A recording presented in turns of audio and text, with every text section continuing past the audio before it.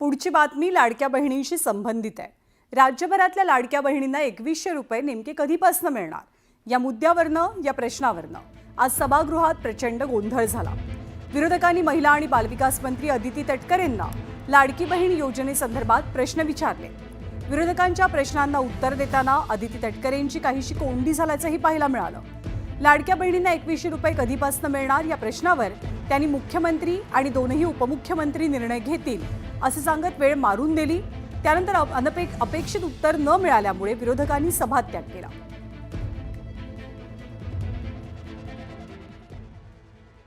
इलेक्शनच्या काळामध्ये तुम्ही शब्द दिला होता, तुम्ही विविध ठिकाणी बोलला होता की 1500 रुपयाचा आम्ही 2100 रुपये हे आमच्या माता भगिनींना तिथं तुम्ही या योजनेच्या माध्यमातून ना पॉइंटेड उत्तर आम्हाला असावं, तुम्ही ते 2100 रुपये या अधिवेशनामध्ये करणार आहात का करणार नाही असं उत्तर त्या ठिकाणी तुम्ही तिथं द्यावं।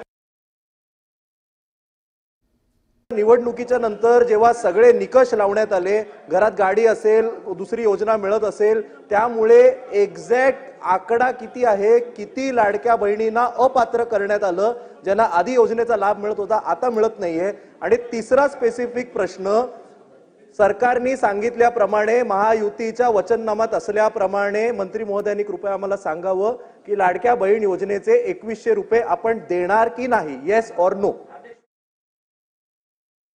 आणि 2100च्या संदर्भातला जो निर्णय आहे, महायुतीच्या सरकारने ही महत्त्वाकांक्षी योजना आणलेली आहे आणि महिलांना 1500चा लाभ वितरित करणारे महायुतीचं सरकार हे एकमेव सरकार आहे।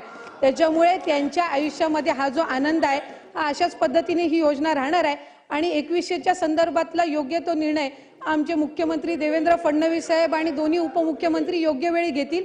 लाडक्या बहिणींची फसवणूक होणार नाही ही दक्षता निश्चितपणाने महायुतीचं सरकार घेईल। आणि याच मुद्द्यावरनं सभात्याग केल्यावर बाहेर आलेल्या विजय वडेट्टीवारांनी नवीन निकष लावून लाडक्या बहिणींची फसवणूक सुरू असल्याचा आरोप केलाय आणि त्यावर राम कदमांनी प्रत्युत्तर दिलंय। महायुतीचं सरकार लाडक्या बहिणीसाठी आता नव्यानं निकष लावून वगळण्याचं काम जोरात सुरू केलेलं आहे। 27 लाख महिलांना वगळण्याचं काम सुरू करत असताना त्यामध्ये नव्या महिला कुठल्या समावेश केल्या की नमो शेतकरी योजनेमध्ये असलेल्या महिला ज्या आहेत त्यांना 500 रुपये द्यायचा आणि त्यांना सुद्धा यामध्ये सहभागी करून आकडा फुगवून दाखवला। कोविडच्या काळात तडफडून लोक मरत असताना त्यांना दिलं जाणारं रेमडेसिवीर औषध, तर कोविडच्या काळातले औषध चोर हे आम्हाला सांगणार लाडकी बहीण। आमच्या सरकारनं लाडक्या बहिणीला तिच्या अपेक्षेप्रमाणे पैसे दिले, देणार आणि भविष्यामध्ये अधिकाधिक कसे वाढतील हा प्रयत्न आम्ही करणार। आणि यापुढची बातमी आहे होळी संदर्भातली। कोकणात सध्या शिमगोत्सवाची धूम पाहायला मिळते। रत्नागिरीतल्या वाड्या वस्त्यांवर, बाजारपेठांमध्ये, शाळांमध्ये खेळे, संकासूर, गोमू नाचताना दिसतात, तर घराघरात देवाच्या पालख्यांचं जोरदार स्वागत होत आहे। फाल्गुन पंचमीनंतर होळी पौर्णिमेपर्यंत रत्नागिरीमध्ये हे चैतन्यदायी वातावरण पाहायला मिळतं।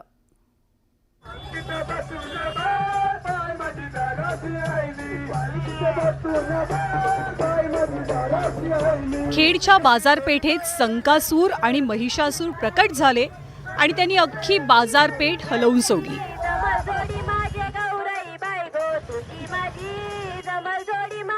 संकासुराच्या दिठीचा मार चुकवण्यासाठी पोरांची अशी पळापळ झाली,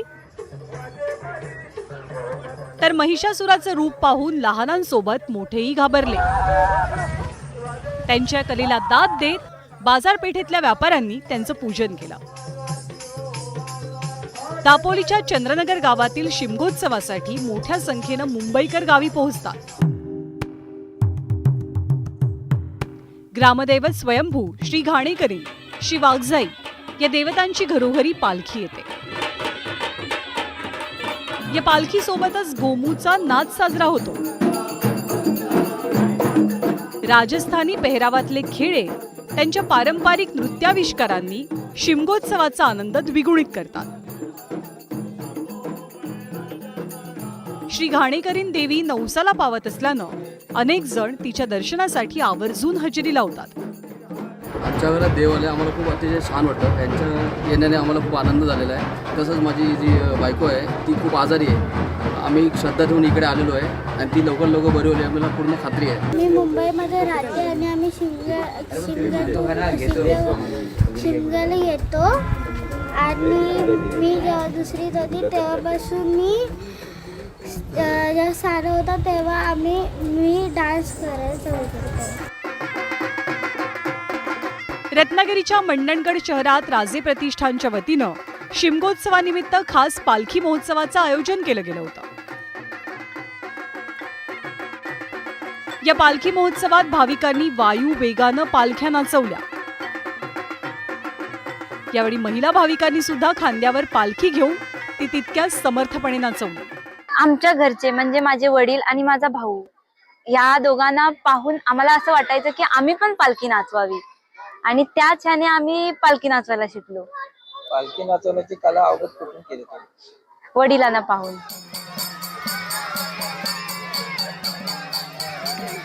दापोलीच्या पिसाई गावच्या शाळेत पारंपरिक वेशात आलेल्या नकट्यानं मुलांचं धमाल मनोरंजन केलं. जगभरातल्या मुलांना सांताक्लॉजचं जसं आकर्षण असतं तसं कोकणातल्या मुलांना या नकट्या संकासुराचं आकर्षण असतं. त्याच्यासोबतचा नाच, त्याचं घाबरवणं, नकट्याच्या हातातल्या दिठीचा मार चुकवणं हे सगळं करताना मुलांना खूपच मजा आली.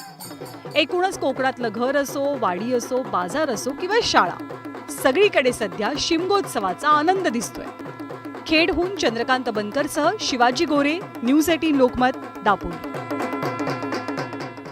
आणि शिमगोत्सवासाठी कोकणात निघालेल्या चाकरमान्यांसाठी आनंदाची बातमी. रत्नागिरी आणि रायगड जिल्ह्याला जोडणाऱ्या कशेडी बोगद्याची दुसरी लेन वाहतुकीसाठी आता खुली झाली आहे. कोकणात सध्या शिमगोत्सवाची धूम आहे. कोकणातल्या प्रमुख सणांपैकी एक असलेल्या शिमगा उत्सवाला मुंबईतनं हजारो चाकरमानी कोकणात जातात. याच पार्श्वभूमीवर चाकरमान्यांचा प्रवास सुखद आणि सुसाट होण्यासाठी कशेडी बोगद्याची दुसरी लेन उपयुक्त ठरते.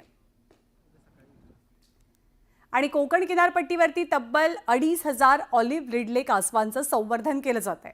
कासव मित्र कांदळवन मोहिमेत तरुणांचा मोठा सहभाग आहे. रायगड, रत्नागिरी, सिंधुदुर्ग या किनाऱ्यांवरती 1,005 कासवांची घरटी असून 99,000पेक्षा जास्त अंड्यांचं संवर्धन होत आहे. तर दुसरीकडे रत्नागिरी जिल्ह्यातील लाडघर समुद्रात अडकलेल्या 4 कासवांची कासव मित्रांनी सुटका केली आहे. विणीच्या हंगामासाठी समुद्रकिनाऱ्याकडे येणारे ऑलिव्ह रिडले जातीचे कासव खोल समुद्रात एका जाळ्यात अडकलेले. या 4 कासवांची अगदी सुखरूपपणे सुटका झाली आहे.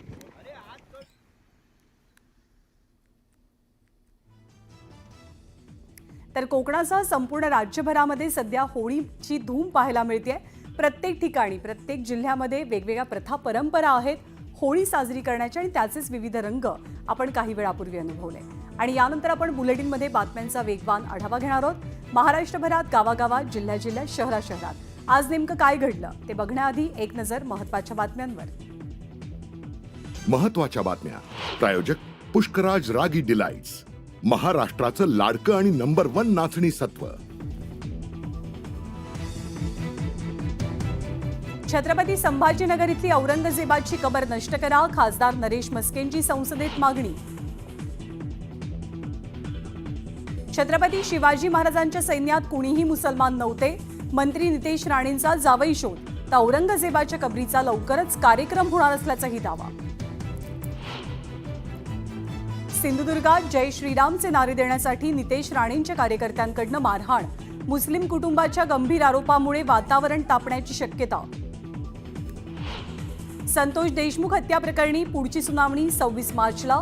तर बचाव पक्षाकडनं डिजिटल पुराव्यांचे CDR आणि साक्षीदारांच्या जबाबाची मागणी. देशमुखांच्या साडूचा मारहाणीचा व्हिडिओ व्हायरल. तर हा आमचा कौटुंबिक प्रश्न, जाणीवपूर्वक वाद उकरून काढला जातोय. आरोपींना वाचवण्यासाठीचा हा प्रयत्न, दादा खिणकरचा आरोप. माझी गॅरंटी घेऊ नका, माझं काही खरं नाही, जयंत पाटलांचं वक्तव्य. तर वक्तव्यानंतर चर्चांना उधाण आल्यावर चुकीचा अर्थ नको असं म्हणत स्पष्टीकरण.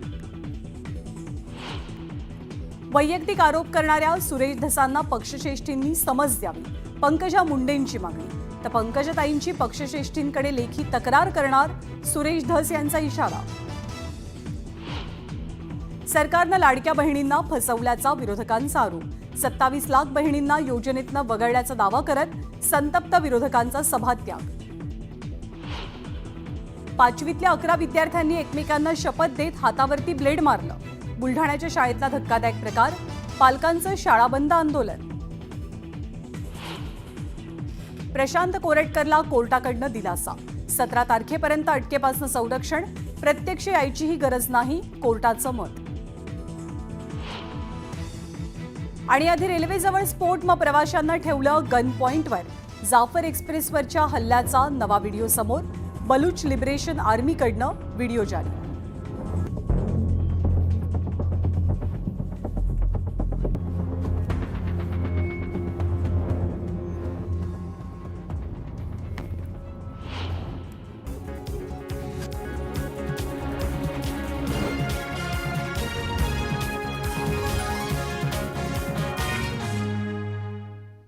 आणि यानंतर आपण बातम्यांचा वेगवान आढावा घेतोय.